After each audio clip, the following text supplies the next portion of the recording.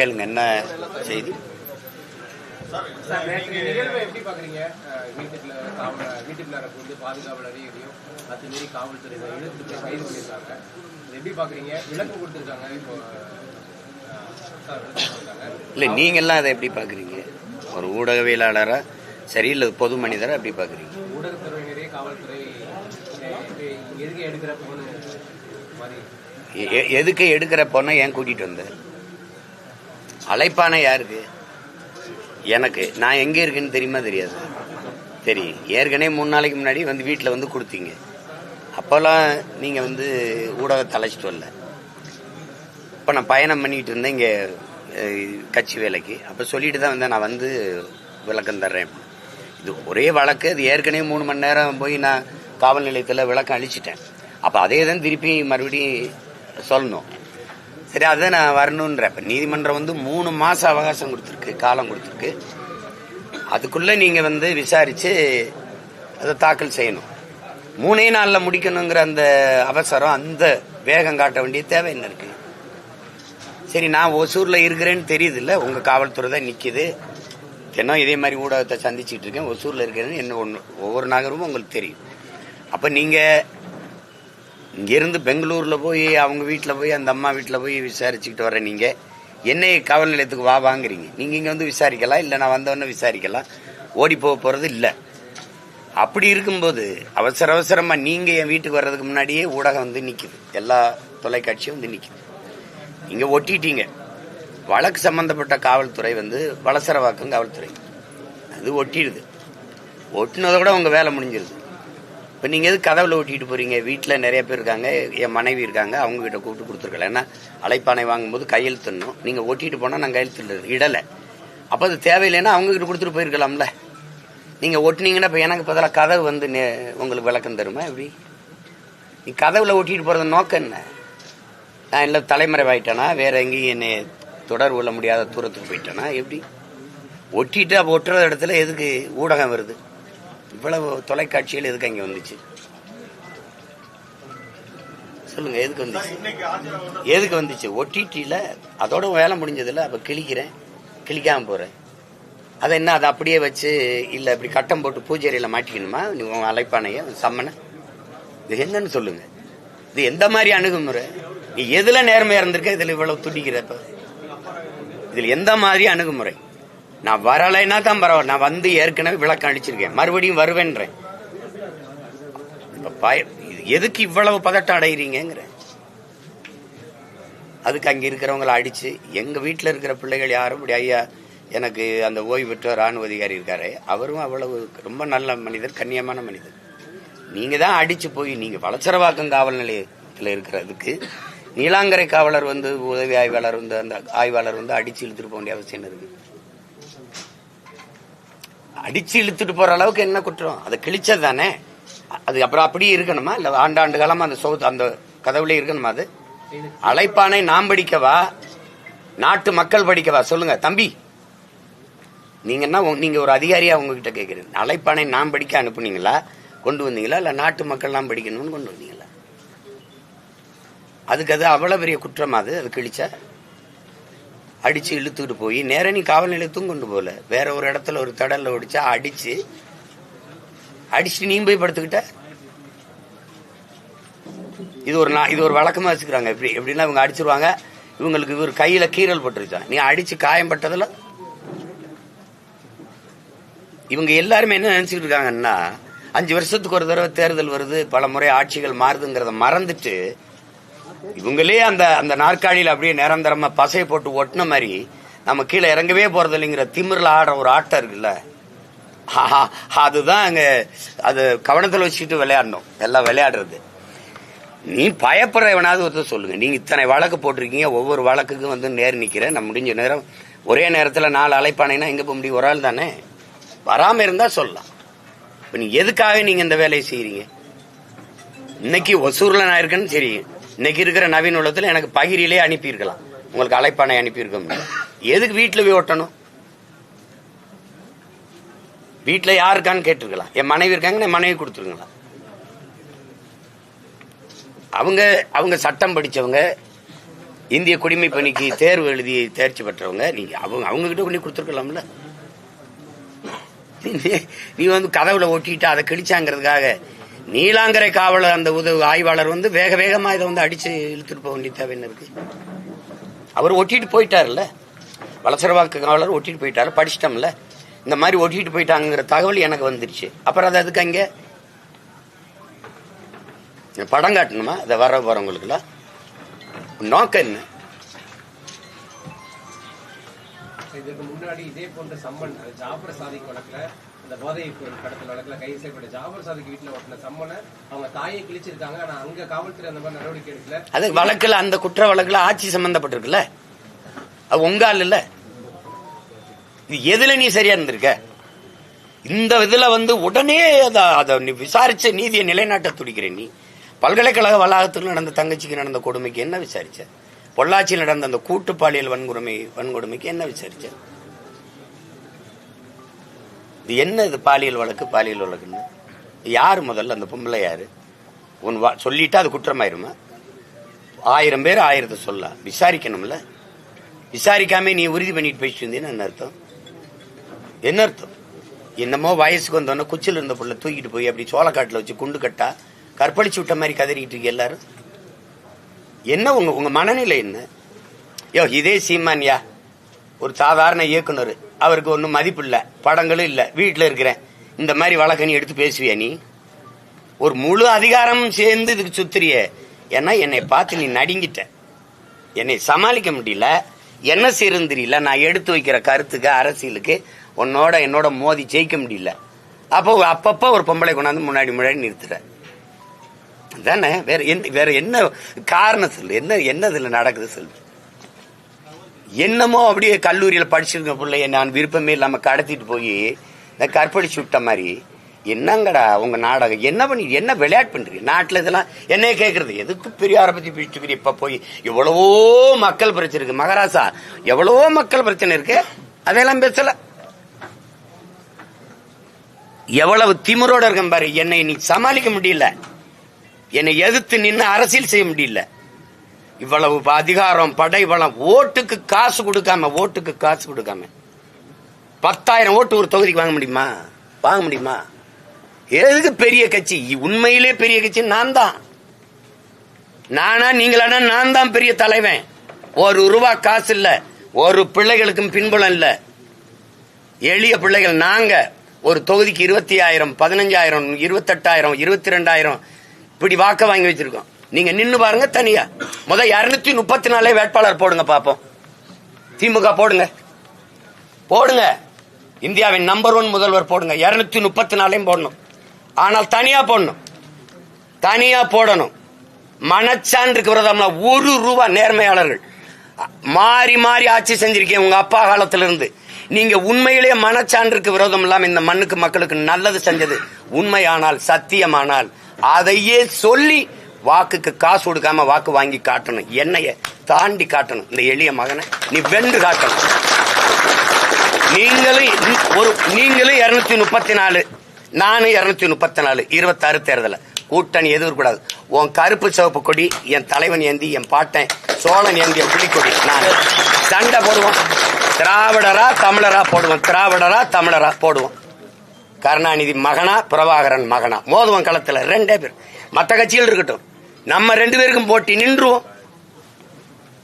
ஆனா வாக்கு காசு கொடுக்காது. நான் ஆட்சிக்கு வரல, எனக்கு சாதனைன்னு ஒன்னும் சொல்லிக்கிறல. நான் வந்தா செய்வேன் தான் என் மக்கள்கிட்ட சொல்ல முடியுது. நீங்க வந்திருக்கீங்க, செஞ்சிருக்கீங்கல்ல, சொல்லி கேளுங்க. உங்களை மாதிரி உங்க அப்பா முதலமைச்சர் அப்படி நான் வந்தவன் இல்ல. சாதாரண விவசாயி மகன். எனக்கு ஒண்ணும் கிடையாது. மக்களிடம் இருந்து மக்களின் துயர துன்பங்களை சுமந்து மக்களுக்காக வந்த மகன். என்னைய சமாளிக்க முடியல, ஒண்ணுமே பண்ண முடியாது. நீங்க எத்தனை வழக்கு, எவ்வளவு அழுத்தம் கொடுத்தாலும் அஞ்சுற ஆள் கிடையாது, பயப்படுற ஆள் கிடையாது. இந்த சும்மா குண்டு வீசுறது, பெட்ரோல் குண்டு, நிஜ குண்டு வீசும்போது ஊடறுத்து போய் அந்த தலைவனை சந்திச்சு வந்தவன் நான். எனக்கிட்ட வந்து பூச்சாண்டி எல்லாம் விட்டுறணும். வருவேன்னா வருவேன். 11 மணிக்கு வந்தே முடியாது. நான் நினைக்கும் போதுதான் வருவேன். என்ன அப்படி எந்த இடத்துல நேர்மையா நின்று நீங்க எல்லாம் விசாரிச்சு முடிச்சிருக்கீங்க? தம்பி ஆங்ஸ்டாம் கொலையில எத்தனை மாதமா விசாரிக்கிற? 3 பேரை சுட்டா ஏன் சுட்டான்னு கேட்டா விளக்கு இருக்கா? கொலை செஞ்சவன கைது பண்ணி வண்டியில ஏத்தி இறக்கல. ஏன் செஞ்சான், யார் சொல்லி செஞ்சான்னு ஏன் அவனுடைய வாக்குமூலம் வெளியில வரல? ஏன் வரல? ஞானசேகரன் ஒரே ஆளு தான் அந்த பாலியல் அந்த குற்றச்செயலில் ஈடுபட்டாரா? அப்ப அந்த சாருக்கு, அந்த சார் அப்படிங்கிறது எந்த சார்? எந்த சார்? அப்போ உங்களுக்கு தேவைன்னா ஒண்ணு செய்வீங்க எதுல. ஆனா நீங்க எல்லாரும் கவனத்தில் வச்சுக்கிறீங்க, இந்த அதிகாரம் நிலையானதுன்னு நினைச்சு வேலைகளை செய்யாதீங்க. கால சக்கரம் வரலாறுங்கும் சுழன்று கொண்டுதான் இருக்கு, பார்த்துக்கிறீங்க. அந்த காவல் ஆய்வாளர் பின்புலம் வந்து ராஜீவ்காந்தி படுகொலை எப்ப அவர் தந்தை உயிரிழந்தாகவும் அவருடைய மகன் தான் இவரு அப்படிங்கிற மாதிரி ஒரு பின்புலம் வெளியே இருக்கு. அதை எப்படி பாக்குறீங்க? இல்ல அதனாலதான்? அதெல்லாம் நான் பார்க்கல. அவர் எனக்கு தெரியும்.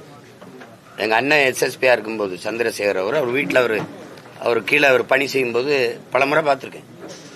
இதே பல தடவை இந்த இதிலப்ப எங்க வீட்டுக்கு பாதுகாப்பு நின்னவர் தானே. இப்ப எல்லாரோட நல்லா பேசுறவர் தான். அவர் திடீர்னு அவருக்கு ஏதோ ஒரு ஆவேசம் வந்து அவர் ஏதோ இயங்குறாரு. அவங்க அப்பா இறந்ததுக்கு அதுக்கு நம்ம ஒன்றும் பண்ண முடியாது. ராஜீவ்காந்தி இறந்ததுல உங்களுக்கு இவ்வளவு வழி இருக்குன்னா ராஜீவ்காந்தியால நாங்க 2020 பேர் 30,000 பேர் இறந்துருக்கோம். அதையெல்லாம் யாருக்குமே உங்களுக்கு தெரியுமா தெரியாது? அதுக்கு நீங்க பழி வாங்குறீங்களா? அதெல்லாம் பேசுங்க, எல்லாத்தையும் பேசுங்க. தர்மம்னா, நியாயம்னா, உண்மைனா எல்லாத்தையும் பேசணும். ஒரு நாட்டின் படையை அனுப்பி பாதுகாக்க போறேன்னு சொல்லிட்டு என் மக்களை கொண்டு குவிச்ச கொடிய படையை அனுப்பிய தலைவர் மதிப்பிற்குரிய ஐயா ராஜீவ்காந்தி அவர்கள். நீங்க பேச யாரு இல்லைன்னு நினைக்கிறீங்க? ஒரு மகன் நான் இருக்கேன். என்னை சுத்தி பல லட்சக்கணக்கான படை இருக்கு. சும்மா நாங்க வந்து விட்டு அப்படி சின்ன பையில நினைக்காதீங்க. அதிகபட்சம் நீ என்ன பண்ணிடுவேன்? என்னை வளர்த்த தலைவன் எப்படிமா சாக துணிஞ்சிரு, எல்லாம் சாதாரணமாயிரும் சொல்லிதான் அனுப்பியிருக்காப்ல. அதுக்கெல்லாம் பயப்படுற ஆள் கிடையாது. அதிகபட்சம் நீ இன்னை ஜெயில போடலாம், போடு. உங்க அப்பா போட்டவர் தானங்க, போட்டவர் தானே. ஓராண்டுக்கு மேல போட்டார், தொடர்ச்சியா போட்டார். பயந்த மாதிரி தெரியுதா? சொல்லு, பயந்த மாதிரி தெரியுதா? இல்ல பயப்படுற மாதிரி தெரியுதா? வழக்கு அது என்ன நான் பார்க்காத வழக்கா? தமிழ்நாட்டில் இருக்கிற அரசியல் தலைவர்களே அதிக வழக்கு வாங்கின ஒரு மகன் நான் தான். எனக்கு முன்னாடி அண்ணன் நக்கீரன் கோபால் இருந்தாரு. அவர் அரசியல் இல்லை. இப்ப அவரை நான் முந்தி போயிட்டேன். அவர் 200 வச்சிருந்தாரு, இப்ப நான் 230க்கு மேல போயிட்டேன். நீங்க பெரியார பேசிட்டாரு அப்படின்னு ஒரு வழக்கு கொண்டு வரீங்க. நான் கேட்கறதுக்கு தான் நீங்க பதில் சொல்றோம். மொழி பொறியியருடைய தினத்தை நீங்க கொண்டாடுறீங்களா இல்லையா? இப்ப புதுசா வீர வணக்கம்லாம் சொன்னீங்களா இல்லையா? மொழி பொறியியலுக்கு இந்த இந்தி மொழி திணிப்பினால் என்னுயிரும் தமிழ் மொழி இறந்து விடுமோ என்று போராடி உயிர் நீத்த வீர மறவர்களுக்கு வணக்கம் செலுத்துறீங்க. அதை நான் வரவேற்கிறேன்.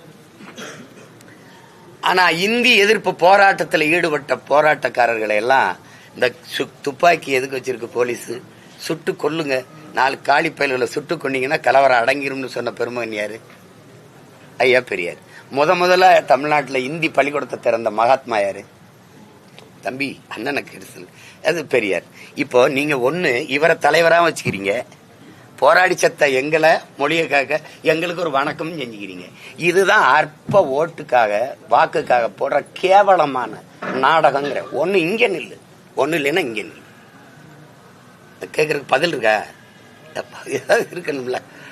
நீங்க மொழி அழிந்தால் இனம் அழிந்துருவீங்க. மொழி அழிந்தால் அப்புறம் கலை இலக்கியம் பண்பாடு அடையாளம்லாம் இனம் அழிஞ்சிட்டு அதுக்கப்புறம் இருந்தா என்ன இல்லைன்னா என்ன? மொழி அழிந்தால் கலை இலக்கியம் பண்பாடு அடையாளம் எல்லாம் அழிஞ்சிரும். அழிந்தால் இனம் அழிஞ்சிரும், அதான் கடைசி. அப்ப அந்த இனம் அழிஞ்சிரும் தெரியும்ல. இந்த மொழி சனியன், இதை விட்டு ஒழியுங்கள் அப்படின்னு சொன்னா அதை ஏற்கிறீங்களா எதுக்கிறீங்களா? நீங்க தான் சொல்றீங்க மொழி அழிஞ்சா இனம் அழிஞ்சிரும்டா, எதுவுமே இருக்காதான்னு. அந்த மொழியை அழிங்கன்னா இன அழிப்பு தானே அது. அதை சொன்னவரை தலைவராக இருக்கிற நீங்கள் எப்படி அப்புறம் தமிழ் மொழி வாழ்க, தமிழ் மொழி அழிஞ்சிடக்கூடாது அப்படின்னு ஒண்ணு இது உண்மையா? இல்ல அழிக்க சொன்னவரை தலைவராக இருக்கிறது உண்மையா? இத கேள்வி கேட்டா இதுக்கு விளக்கம் தான் சொல்லணும். இழிவா பேசிட்டாரு போடுறா வழக்கேன்னு போட்டா அதுக்கெல்லாம் பயப்படுறாளா நீ? நானு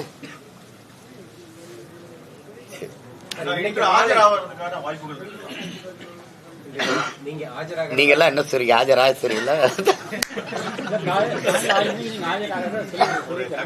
காலையில 6 மணி, காலையில 6 மணிக்கு எனக்கு வசதியான நேரத்துல தான் நான் ஆஜராக முடியும். 8ஆம் தேதி வரைக்கும் எனக்கு வேலை இருக்கு. 2ஆம் தேதி போராட்டம். இப்ப நாளைக்கு போயிருந்து நாளைக்கு கிளம்புனாதான் நான் 2ஆம் தேதி தென்காசியில போராட்டம். அப்ப திருப்பி ஒவ்வொரு இது நான் குறிச்சிட்டேன், சோறுட்டிலாம் ஒட்டிட்டோம். அதுல பின்னடைய முடியாது. ஏன்னா ரொம்ப காவல்துறை விரும்பினா வேணா போய் நேர் நின்று அதையே தான் சொல்லணும். அப்ப அந்த காலத்துல என்ன நடந்ததுன்னா அப்படின்னா அதே கதை தான் சொல்லணும். வாய்ப்பு இருக்காப்பா? போவேன். போய் இப்ப கலந்தாய்வு முடிச்சுட்டு போய் இறங்கி முடிவு போவேன். இது ரொம்ப ஆர்வப்படுறாங்கல்ல.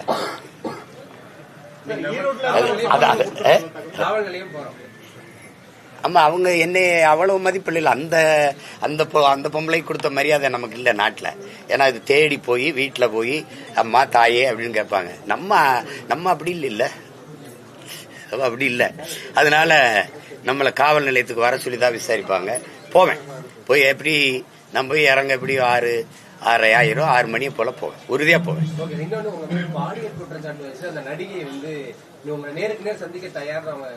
அததான் நானும் கூப்பிடுறேன், வர சொல்லுங்க அப்படின்னா. அவங்கள வர சொல்லிட்டு என்னை கூப்பிடணும். அவங்கள வர சொல்லிட்டுல கூப்பிடணும்.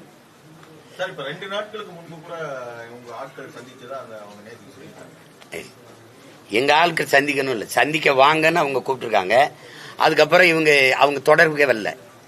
குறிப்பா 2 கோடி ரூபாய் வரை கொடுக்க தயார் அப்படிங்கிற மாதிரியான ஒரு செய்தி பரவுது. அவங்களுக்கு அந்த நடிகைக்கு சொல்லிக்கிற வேண்டியது ஏதோ சொல்லிக்கிற வேண்டியதான். நீங்க திருமணம் ஆயிடுச்சு, 7 முறை கருக்கழிச்சிருச்சு அப்படிலாம் நீங்க பாத்தீங்கன்னா, ஒரு ஆண்டுக்குள்ள 7 முறை கருக்கழிச்ச சாதனையால நானா தான் இருப்பேன். அப்படிதான் அதுலயே சிறையில இருந்துகிட்டே கருவை கலைக்கிற ஆளு நானா தான் இருப்பேன். அதுக்கப்புறம் திருமணம் ஆயிடுச்சுன்னா நீங்க திருமணம் ஆனதுக்கான சான்றிதழை காட்டணும். முதல்ல நீங்க அளிச்ச புகார்ல எங்களுக்கு திருமணம் ஆயிடுச்சுன்னு சொல்லலையே,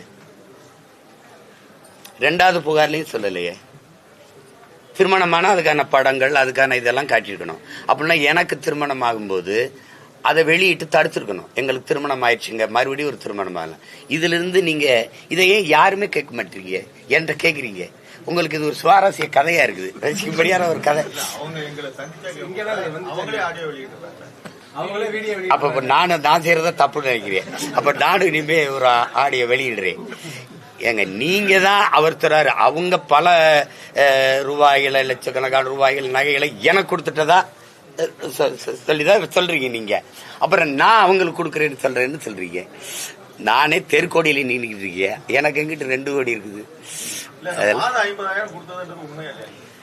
அதாவது அவங்க என்னன்னா ஒரு காலகட்டத்தை எங்களுக்கு ரொம்ப இதாயிருச்சு. 15 வருஷம் கழிச்சு சாக போறோம் அப்படின்னு எனக்கு எங்க வீட்டுல வேலை செஞ்ச ஒரு பையன், அந்த காலம் வேலை செஞ்சவனை பிடிச்சி அழுது இது பண்ணி அந்த குரல் செய்தியை கேட்டோன்னு சரி இப்போ ஏதாவது கொடுத்து உதவுங்கன்னு சொன்னேன். சாக போறேன், எங்களுக்கு மாசம் அந்த குரல் செய்தி அப்புறம் நான் வெளியிடுறேன் பாருங்களேன். அதை கேட்டா நீங்க கூட காசு கொடுப்பீங்க. உதவின்னு கேட்கும்போது கொடுத்து தொலைக்கிறதா, அது அவங்களுக்கு நமக்கு எந்த தொடரும் இல்லை. கேட்டோன்னு சரி கொடுத்தோம். ஒரு 2-3 மாசம் ஏதோ தம்பிங்க கொடுத்து உதவி இருப்பாங்கன்னு நினைக்கிறேன். ஏதாவது உதவி விடுங்கன்னு சொன்னேன். அதுக்கப்புறம் திருப்பி தான் அந்த மறுமனு. ஈரோடு இடைத்தேர்தல பெரியார் பற்றி பேசினாரு, அவங்களுக்கு ஒரு சம்மன் இன்னைக்கு கொடுக்கறத ஒரு தகவல். அது புதுசிலையை வாங்கிக்க வேண்டியதான். அது நிறைய வழக்கு போட்டிருக்காங்கல்ல, அதுல அது ஒண்ணு ஏற்கனவே கொடுத்துருக்காங்க. இருந்தாலும் மறுபடி கொடுத்து சீக்கிரம் வாங்க என்னை பார்க்க அவ்வளவு அவசரப்படுறாங்க. அதுக்காக மறுபடியும் வருது. ஒரு சும்மா அவங்க எங்ககிட்டயா மோதிரணி நாங்க என்ன பண்றோம் பாரு அப்படின்னு. அதான் திரும்ப சொல்றேன், இந்த அதிகாரம் உங்களுக்கு மட்டுமானது அல்ல. 5 வருஷத்துக்கு ஒரு முறை தேர்தல் வருது, ஆட்சிகள் மாறி வருது. மனசுல வச்சுக்கிட்டு ஆட்டத்தை ஆடுங்கன்னு சொல்றேன்.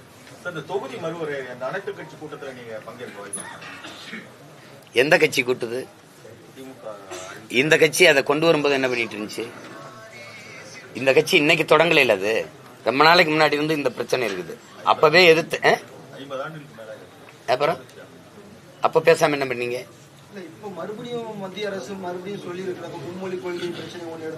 மும்மொழி கொள்கை இன்னைக்கு நேத்து இல்ல, அன்னையில இருந்து இருக்கு தம்பி. மும்மொழிங்கிறது காங்கிரஸ் பாரதிய ஜனதாவின் கொள்கை. இப்ப எங்கள் தமிழ் தேசியர்களின் கொள்கை ஒரு மொழி கொள்கை தான். ஆங்கிலம் பயன்பாட்டு மொழி. தமிழ் பயிற்று மொழி, வழிபாட்டு மொழி, பண்பாட்டு மொழி, எல்லாமே ஆட்சி மொழி, அதிகார மொழி. எனக்கு மட்டும் இல்ல, அது ஆந்திராவுக்கு தெலுங்கு, கர்நாடகாவுக்கு கன்னடா, அப்படித்தான் இருக்கணும். தர்மம்னு ஒண்ணு, அது நியாயம்னு ஒண்ணு தானே. பயன்பாட்டு மொழியாக நாங்க ஆங்கிலத்தை வச்சுக்கிறோம், அது எல்லாருமே வச்சுக்கலாம், அப்படிதான் நாங்க கொள்கை. இவங்களுக்கு தான் திராவிடர்களுக்கு இருமொழி, இந்தி தமிழ், அப்படி இங்கிலீஷ் தமிழ்ங்கிறாங்க. இப்ப நாங்க என்ன சொல்றோம், பயன்பாட்டு மொழியா ஆங்கிலம் இருக்கட்டும், ஒரு தொடர்பு மொழியா இருக்கட்டும், கம்யூனிகேஷன் லாங்குவேஜா இருக்கட்டும். எதுக்கு இருக்குன்னா அப்படி தமிழ் இருந்து உனக்கு வேணா நீ ஏத்துக்க தம்பி, உனக்கு இருந்துட்டு போலாமே, அப்படி எல்லா மொழியும் இருந்துட்டு போலாமே. பயன்பாட்டு மொழியை தான் சொல்றேன் தம்பி, திருப்பி பேசுகிற. நான் பயன்பாட்டு மொழியா ஏன் தெலுங்கு, கன்னடம், மலையாளம், தமிழ்லாம் இருக்கக்கூடாது? எல்லா மொழியும் அப்படி அதுல ஒரு மொழி இது கொண்டு வராங்களே. உம்மொழி மும்மொழினா எம்மொழி எங்க இருக்கு ராஜா? நீ 500 ஆண்ட தொடாதவன் இந்த ஆட்டம் ஆடுற, நான் 50,000 ஆண்டுகளுக்கு மூத்தவன், உலக மொழிகளின் தாய். உங்க பிரதமர் சொல்றாரே, இந்திய மொழிகளின் முதன் மொழி தமிழ், தொன்மைய இந்திய மொழிகளின் தொன்மையை தமிழில் இருந்தலாம், உலக முதன்மொழி தமிழ், அது என் நாட்டில் இருப்பது பெருமைன்னு. அப்ப எனக்கு என்ன மரியாதை? அண்ணல் காந்தியடி சொல்லிக்கா பாருங்க, இந்தியா ஒற்றுமையான நாடா இருக்கணும்னா தமிழ்நாட்டையும் தாண்டி எல்லா மக்களும் தமிழ் படித்துக் கொள்ள வேண்டும் என்று. ஏன் நீங்க இதை பின்பற்றல? மும்மொழியை தூக்கு, பன்மொழி பயில்கன் கொண்டா, பன்மொழி பயில்கன் கொண்டா. நான் எதுக்கு தன்னா கேளு. அதுல தமிழ் பயிற்று மொழி, தெலுங்கு பயிற்று மொழி, கன்னடம் பயிற்று மொழி, மலையாளம் பயிற்று மொழி, அப்படி கொண்டு வா. மராட்டியம் பயிற்று மொழி, ஆங்கிலம் பயன்பாட்டு மொழி, உலகத்தின் எல்லா மொழிகளும் விருப்ப மொழி கொண்டா. அதுல இந்தி இருக்கட்டும், வங்காளம் இருக்கட்டும், போஜ்புரி இருக்கட்டும், மராட்டி இருக்கட்டும், பீகாரி இருக்கட்டும், பஞ்சாபி இருக்கட்டும், துளு இருக்கட்டும், உருது இருக்கட்டும், எதுவும் இருக்கட்டும், பிரச்சனை கிடையாது. அதானே, வேறு உறுதி இல்லாத போது அப்புறம் அந்த கிளையில எத்தனை பறவை இருந்து என்ன பயன் இருக்கு? எனக்கு வேறு உறுதியா இருக்கணுங்கிற, என் மொழி படிக்க வாய்ப்பே இல்லாத நிலையை உருவாக்கிட்டு, என் மொழி எழுத படிக்க தெரியாத 2 தலைமுறைகளை உருவாக்கிட்டு நீ இந்தி படின்னா அப்புறம் நீ சாதாரணமா இருந்துட்டு போகட்டுமே. அதே தான் சொல்றேன், எம்மொழி இந்தியா மூலம் பயிற்று மொழியா இருந்துட்டு போகட்டுமே. மும்மொழியில இந்திய தூக்கிட்டு எம்மொழியை வை. எப்படி இருக்கு? அப்ப உங்க மொழியை நாங்க படிக்கும் போது உங்களுக்கு இனிக்குது, எங்க மொழியை அழிக்காதீங்க போது உங்களுக்கு வலிக்குதுன்னா எப்படி இருக்குது? அது ஏற்க முடியாது. சும்மா நீங்க ஒரே மொழி இருந்தா போதும் அப்படிங்கிற மாதிரி. தமிழ் மட்டுமே எங்களுக்கு ஒருத்தருக்கு மும்மொழி இருக்கு, 2 மொழி இருக்கு, எங்களுக்கு ஒரு மொழி கொள்கை தான் அப்படின்னு அததான் சொல்றேன். இப்ப அததான் சொல்றேன், கொள்கை மொழி எனக்கு மட்டும் இல்ல. இப்ப எங்க ஐயா நாங்கெல்லாம் சொல்றது தமிழ் மட்டும் நாங்க சொல்லல. ஆந்திராவுக்கு தெலுங்கு இருக்கட்டும், கேரளாவுக்கு மலையாளம் இருக்கட்டும், தொடர்புக்கு ஒரு கெடு வாய்ப்பா வெள்ளையன் நம்மளை ஆண்டுட்டான், அதனால அது ஆங்கிலம் வந்துருச்சு. அத பேரைங்கிற அண்ணா கூட சொல்றாரு பாருங்க, ஒரு பசு மாடு வர்றதற்கு ஒரு கதவை போட்டோம், அப்புறம் கண்ணுக்குட்டி வர்றதுக்கு தனியா ஒரு கதவு தேவையில்லை, அது பசுமாடு வந்த வழியிலே வந்துடும். தொடர்பு மொழிக்கு தான் ஒரு இங்கிலீஷ் இருக்குது இல்ல, அப்புறம் இன்னொரு மொழி எதுக்கு திணிக்கிறேங்கிறேன். விரும்பினால் கற்கிறோம். இப்ப தமிழ்நாட்டுல யாரும் இந்தி படிக்கலன்னு நினைக்கிறீங்களா தம்பி? நிறைய குழந்தைகள் படிச்சுக்கிறாங்க தேவைன்னு கருதி, விரும்பி. ஆனா தமிழ் படிக்க எல்லா இடத்துலயும் வாய்ப்பு இருக்கா? இல்லாத போது இந்தி படிக்க எல்லா இடத்துலயும் வாய்ப்பு கொடுங்கிறீங்க. தமிழ்நாடு பாடக்கல்வி மொழி இருந்திருந்தா இந்த மொழி பிரச்சனை வந்திருக்காது அப்படின்னு தான் எதிர்பார்க்கறீங்களா? ஏன்னா சிபிசி இந்த மாதிரி பெரிய, அதுதான் அதை தவற விட்டது யாரு? அன்னைக்கு தவற விட்டது இவங்க தானே, இவங்க தான் பெருமக்கள். இவங்க அதிகாரத்தில் இருக்கும்போது தான் அம்மையார் இந்திரா காந்தி கல்வியை மாநில உரிமையில இருந்து எடுத்துட்டு போயிடுறாங்க. அதனால இப்ப அவங்க சொல்றத நம்ம படிக்க வேண்டியது இருக்கு. இப்ப ஆந்திரா கர்நாடகா என்ன சொல்லுது? சிபிஎஸ்இ மத்திய அரசு அப்படின்னு ஒரு பள்ளிக்கூடம் கொண்டு அதுலயும் அவங்க மொழியை கட்டாயம் படிக்கணும்னு கொண்டு வராங்க. நம்ம ஆட்சி கொண்டு வருமா? அப்படி கொண்டு வரணுமா? அதுக்கு சண்டை போடுமா? கல்வி மானுட உரிமை, மாநில உரிமை, அதை நீ எடுத்துக்கொண்டு மொத்தமா வச்சுக்கிட்டு இதை கட்டாயம் படிக்கணும், இதை இப்படித்தான் செய்யணும், அந்த கொடுங்கொன்மை போக்கு இருக்குல்ல, இதை செஞ்சே தீரணுங்கிறது அது ஏற்புடையதல்ல. அது இறையாண்மை கொண்ட எல்லா மொழிவழி தேசிய இனங்களுக்கும் ஒரு இறையாண்மை இருக்குது. அதையெல்லாம் சாகடிச்சுட்டு ஒரே மொழி, ஒரே நாடு, ஒரே மதம், ஒரே தேர்தல், ஒரே வரி, ஒரே ரேஷன் கார்டு, எல்லாம் ஒன்னா புடுங்குது. ஆனா தண்ணி மட்டும் ஒன்னா வர மாட்டேதைய. இது பதில் இருக்க? வரி ஒன்னா இருக்கு, வாய்க்கா ஒன்னா இல்லையா ராஜா? அப்போ இது எல்லாம் ஒன்னா கொடுத்தா தேசப்பற்று, அவன் தண்ணி தரலைன்னா தேசப்பற்று, அது ரொம்ப ஆகச்சிறந்த தேசப்பற்று. எப்படி எப்படி தவிச்ச வாய்க்கு தண்ணி தான் வாங்கி தர முடியாத நீ நாட்டுப்பற்ற பத்தி ஏன் பேசுற? இந்த பாருங்க, காவேரி மேலாண்மை அமைச்சும் இன்னும் அதுக்கான விரிவுகளும் வராம இருக்கு. அதையெல்லாம் நீங்க பேச மாட்டேங்கிறீங்க, இத பேசுறீங்க. ஹிந்தி படிச்சா தண்ணி வந்துரும்னா நான் படிக்கிறேன். ஹிந்தி படிச்சா தமிழகத்துல தமிழ் படிக்காமயே பிஹெச்டி பெறக்கூடிய நிலைமை இன்னும் நீடிச்சிட்டு இருக்கு. ஆனா அதெல்லாம் மாற்றாமல் இந்த அனைத்து கட்சி கூட்டம் இந்த மும்மொழி கொள்கைக்காக இதுக்காக தேவையா அப்படின்னு யாரு சொல்லுங்க, என்கிட்ட கேக்குறீங்களா? ஆமா ஆமா, தாய்மொழி உலகத்துல எந்த நாட்டிலையும் தாய்மொழியில் தான் பயிற்சி மொழியா இருக்கு. உலக நாடுகள், எல்லா நாடுகளும், நம்ம மட்டும் ஓவியமா இல்லை, எல்லா நாடுகளும். அதுல தமிழ்நாட்டுல மட்டும்தான் தாய்மொழியிலே கல்லாமல், தாய்மொழியிலே பயிலாமல் எந்த உயர்கல்வி வரைக்கும், முதுகலை வரைக்கும் போக முடியும் அப்படின்னா தமிழ்நாட்டில் தான் அந்த வாய்ப்பு. இந்த நிலை நீடிக்கும் போது இந்த அனைத்து கட்சி கூட்டம் இதுக்காக இந்த நிலை என்கிட்ட சொல்லக்கூடாது. மொழி அழிந்தால் இனம் அழிந்துவிடும், அடையாளம் அழிந்துவிடும் சொன்னார்ல அப்பா, அப்பாட்ட கேட்கணும், என்னப்பா இப்படி நீங்க பண்றீங்கள அப்பான்னு கேட்கணும். இப்ப நாங்க தமிழ் தேசியர்கள் என்ன செய்யறோம்? வந்த உடனே தமிழ் பயிற்று மொழி. ஒரு கேள்வி கேட்கிறேன், எந்நாட்டு அறிவியலை, எந்நாட்டு புவியியலை, எந்நாட்டு வரலாறை. இப்ப எந்நாட்டு வரலாறு என் பாட்டன் தீரன் சின்னமலையும் பூலித்தேவனும் அழகுமுத்துக்கோனும் மருதுபாண்டியனும் அந்த சுந்தரலிங்கனாரும் பண்டார வன்னியனும் பெரும்புடுகு முத்தரையனும் எங்க இன முன்னோர்கள் இருக்காங்கல்ல, என் பாட்டிய வேல்நாச்சியாரும் மருந்து இவங்கெல்லாம் இருக்காங்கல்ல, எங்க முன்னோர்கள் பூலித்தேவன் மருதுபாண்டி, இவங்கெல்லாம் போரிட்ட வரலாறு இருக்குல்ல. மொழிக்காக என் முன்னோர்கள் போராடியது, செக்கெடுத்தது, விடுதலைக்காக போராடியது, தூக்குல தொங்கியது என் பாட்டன் செக்கெடுத்து, இந்த வரலாறு இங்கிலீஷ்ல படிக்க வேண்டிய நெசசரி இருக்கா? ஏதாவது இருக்கா? அவசியம் இருக்கா? எதுக்கு படிக்கணும்? என் நாட்டு வேளாண்மை, நான் கத்தரிக்காயை பயிரிடுவதை, வெண்டைக்காயை விளைய வைப்பதை, நெல்லை பயிரிடுவதை, கரும்பு வாழையை பயிரிடுவதை, தென்னைக்கு உரம் வைப்பதை, மட்டையை கழித்து விடுவதை, இதையெல்லாம் நான் இங்கிலீஷ்ல படிக்கணுங்கிற தேவை இருக்கா தம்பி? இங்கிலீஷில் படிக்கலாம், மற்றதெல்லாம் எதுக்கு இங்கிலீஷ்ல படிக்கணும்? எதுக்கு படிக்கணும்? அதுல அறிவியல் மொழி இல்லைங்கிறீங்க. தமிழ் அறிவியல் மொழி இல்ல.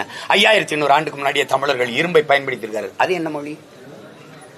சிரிக்காம சொல்லுங்க, அது என்னது சொல்லுங்க தம்பி. மண் இருக்குல்ல, மண்ணுல குழாய் செஞ்சு தண்ணியை கிடத்திருக்கான் தம்பி கீழடியில.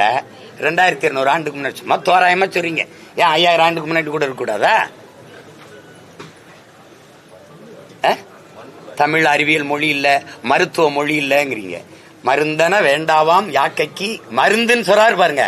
அருந்தியது அற்றது போற்றி உனின்னு பாடுறாரு. இது மருத்துவம் இல்லையே. சாப்பிட்டது நல்லா செமிச்சிருச்சான்னு பார்த்து சாப்பிடுறா, மருந்து சாப்பிட வேண்டிய தேவையே வராதரா நோயல் என்றார். அவன் 7 சீர் விருத்தத்துல சந்தத்தை 7 சீர்ல பாடியிருக்கான். இது பெருசா இருக்கு வள்ளுவேன் அப்படின்னு. பின்னாடி ஒரு கிளவி வாரா, அவன் பசித்து பூசின்ட்டு போறான், கேப்சூல் மாதிரி கொடுக்குறான், சின்ன மாத்திரையா. அவன் கஷாயம் கொடுக்குறான் வள்ளுவேன், இவன் ஒரு மாத்திரை கொடுக்குறான். எங்களை விடவா அறிவியல்? சரி, அகர முதல எழுத்தெல்லாம் ஆதி பகவன் முதற்றே உலகு, இதுக்கு சரியான பொழிப்புற சொல். அவன் பிக் பேங் தியரியை சொல்லியிருக்கானா இல்லையான்னு சொல்லு.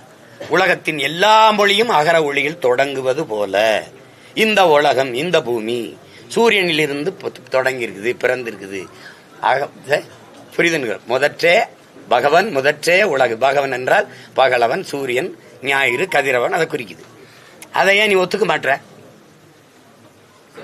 அணுவை பிளந்து எழு கடலை புகுழ்த்தி குறுக திரித்த குரல்னு அவை திருக்குறள பாடுறான். எப்படி பாடுறா?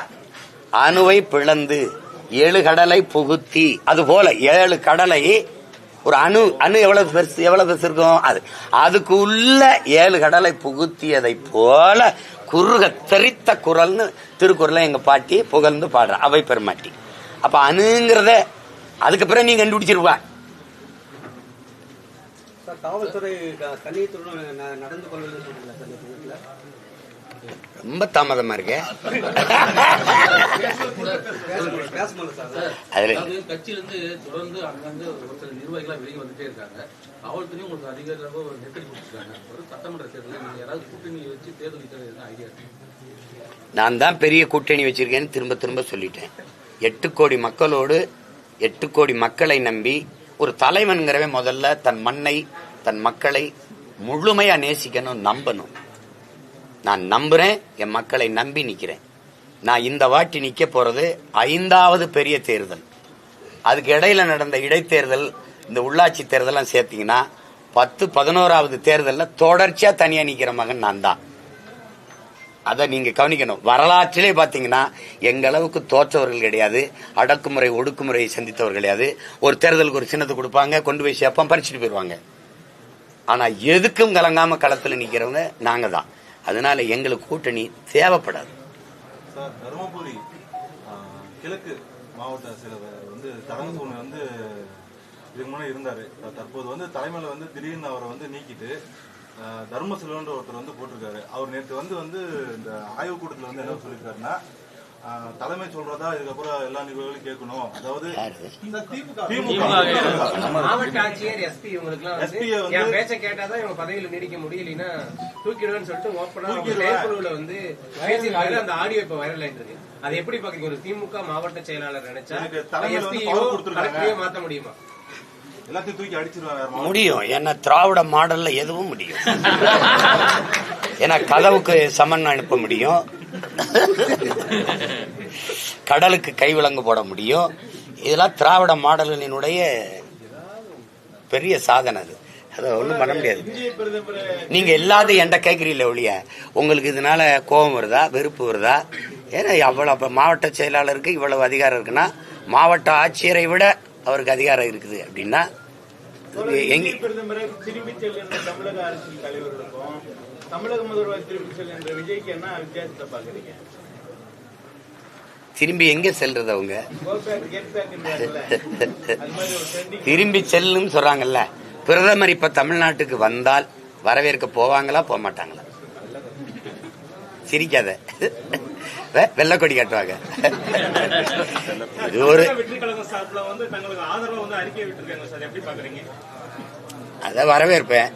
அண்ணனுக்கு நடந்த அநீதியை பொறுக்க முடியாம விட்டுருப்பாரு. தம்பிக்கு கொடுமை நடந்தா நான் விட்டுருக்கேன். கலந்த காலங்களில் சண்டை போட்டிருக்கேன்.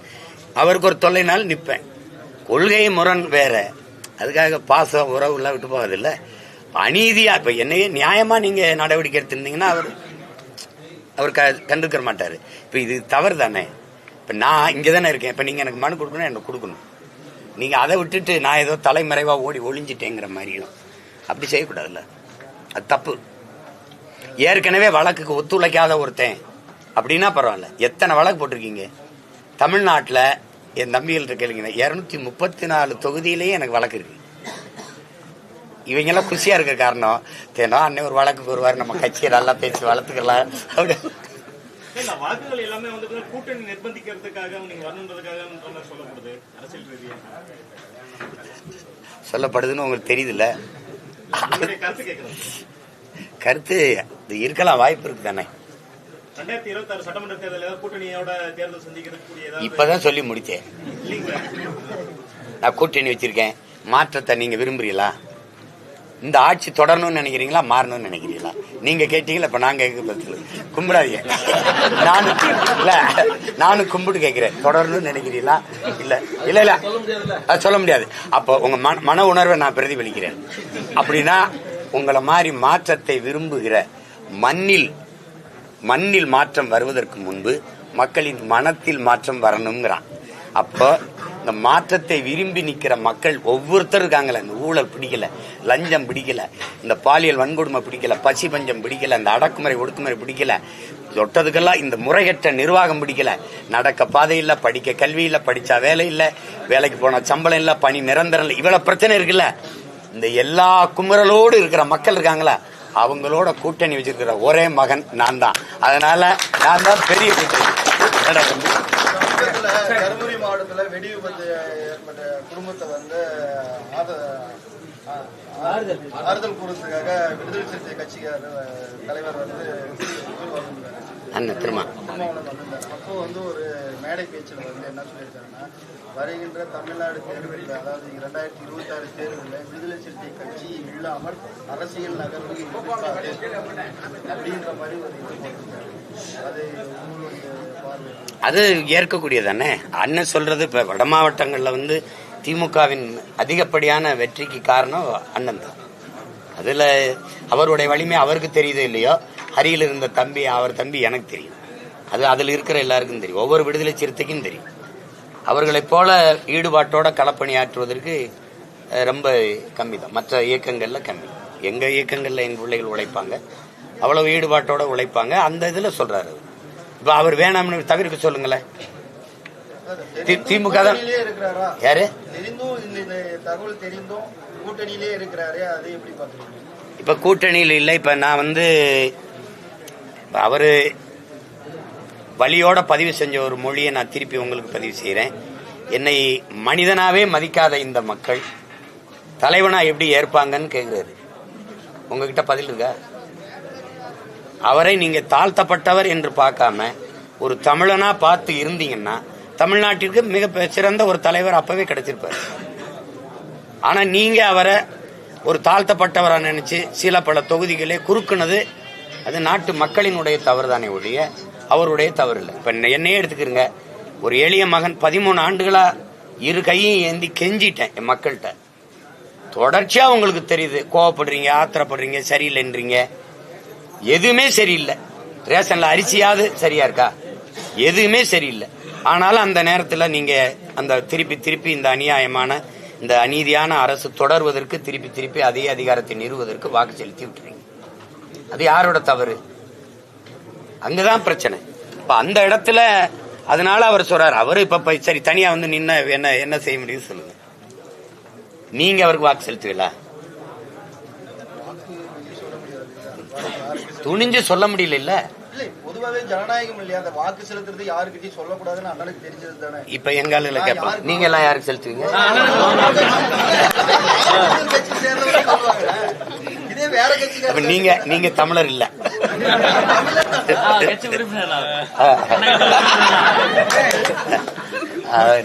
சரி கேளுங்க வேற ஏதாவது.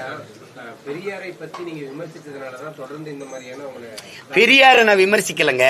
பெரியார் தாங்க பன்னெடுங்காலமாக எங்க இனத்தை, எங்கள் மொழியை, எங்கள் இனத்தை மிக மிக மிக வாய்கிட்ட சொல்ல முடியாத அளவுக்கு கேவலமா விமர்சிச்சிருக்காரு.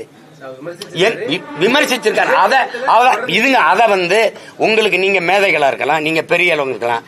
என்னை நம்பி நிக்கிற என் தம்பி தங்கச்சி என் பிள்ளைகளுக்கு நான் சொல்லிக் கொடுக்கணும்ல, கற்பிக்கணும்ல. நீங்க சூத்திரன் அண்ணல் அம்பேத்கர் சொல்றாங்க, நீங்க நல்லா கேளுங்க. அண்ணல் அம்பேத்கர் சொல்றாங்க, இந்த சூத்திரன் 4 வர்ணம். தலையில் வந்து பிராமணன், தோல்ல சத்திரியன், தொடையில வைசியன், காலில் சூத்திரன். 4 வர்ணம்.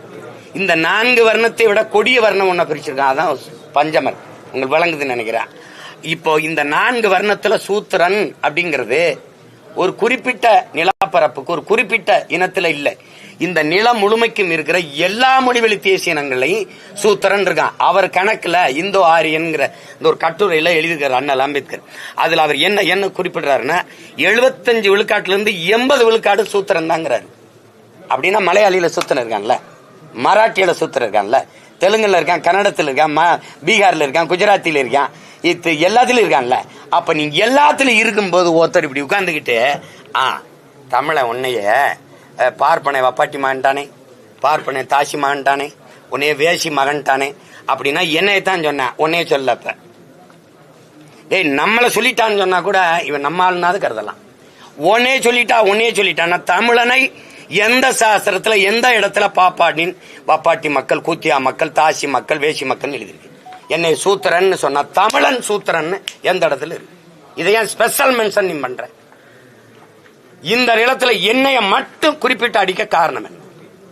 அப்ப தெலுங்குல கன்னடத்துல உங்க கன்னடத்துல சூத்திரன் இல்ல, அப்ப நீ சூத்திரன் இல்ல, நான் தான் சூத்திரன், நான் தான் எளிமகன். இது ஏற்கிறீங்களா எதிர்க்கிறீங்களா? நான் கேட்கிறேன் உங்ககிட்ட, நீங்க ஒரு மகனா சொல்லுங்க, நீங்க ஏற்கிறீங்களா எதிர்க்கிறீங்களா? எதிர்க்கிறீங்க. அப்ப எப்படி? இங்க தெலுங்கு இருக்கிறீங்க, கன்னடம் இருக்கிறாரு, துளுவர் இருக்காரு, இவர் உருது பேசுற இருக்கிறாரு, இவர் மராட்டி இருக்கிறாரு, மலையாளி இருக்காரு, எல்லாரும் என் பூமியில நினைச்சு வாழ்றீங்க நிலத்துல. நீ கன்னடர், நீங்களே சொல்றீங்க நான் கன்னடா பழிச்சா நாயுடுன்னு. நீங்க கன்னடர், நீங்க இங்க உட்கார்ந்துகிட்டு ஓ மொழியில என்ன இருக்க?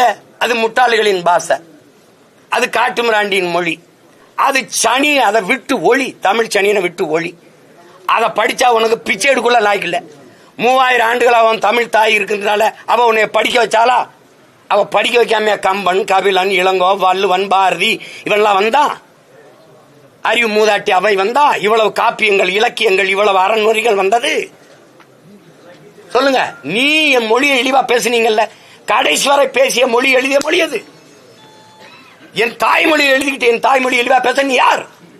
இந்த கேள்வி இருக்கா இல்லையா? இத்தனை மொழி பேசுற மக்கள் இருக்கும்போது தமிழில் என்ன சனியன் என்ன இருக்குன்னா, அப்ப தெலுங்குல இருக்கா, கன்னடத்தில் இருக்கா, அப்ப உருதுல இருக்கா, அப்ப மலையாளத்தில் இருக்கா, அப்ப மராட்டியத்தில் இருக்கா, இந்தியில இருக்கா, வருமா வராதா? இந்த நிலத்துல வாழ்ற எல்லாருக்கும் என் மொழி இழிவு அப்படின்னு சொல்லும் போது மத்த மொழி உயர்ந்ததுன்னு ஆகுதா இல்லையா? மொழியில் என்ன இருக்குதுன்னு சொல்லியிருக்கணும். ஓ மொழியில என்ன இருக்குன்னா அப்ப நீ யாரு? மொழி அபிமானமே இல்லை என்று சொன்ன நீங்கள் இங்கிலீஷ் படிங்கன்னு ஏன் சொன்னீங்க? தேசாபிமானமே இல்லைன்னு சொன்னா நீங்கள் திராவிட நாடுன்னு ஏன் பேசுனீங்க? நான் கேட்கறதுக்கு பதில் சொல்லணும். குறுக்கு மறுக்க ஓடப்படாது. நின்று நேர்மையாளன் விளக்கம் சொல்லணும். வழக்கு வலிச்சு நாக்கு வலிச்சு போட்டு ஓலை இருக்குல்ல, ஓலை பண ஓலையில தான் நாக்கு வலிப்போம் நாங்க. வலிச்சு போட்டு தூக்கி போட்ட ஓலையா போட்டு போயிருவீங்க. உன் வழக்க தூக்கி குப்பையில போடு. எத்தனை வழக்கு போட்டு? இன்னும் 1000 முழுக்க சிறையில் வைக்க போறியா நீ? என்னைய வருவன்ல வெளியில எப்படி வருவேன்னு தெரியுமில்ல?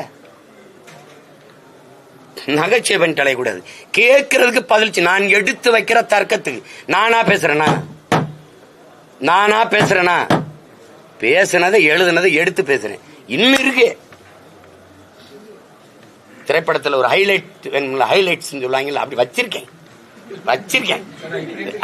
பெரியார் பத்தி தமிழுக்கும் தமிழ்நாட்டுக்கும் தமிழை பத்தியும் பெரியார் எதிராக பேசின கருத்துக்களை தினம் தினம் கொண்டுட்டு போவீங்க அப்படின்னு எடுத்துக்கலாமா?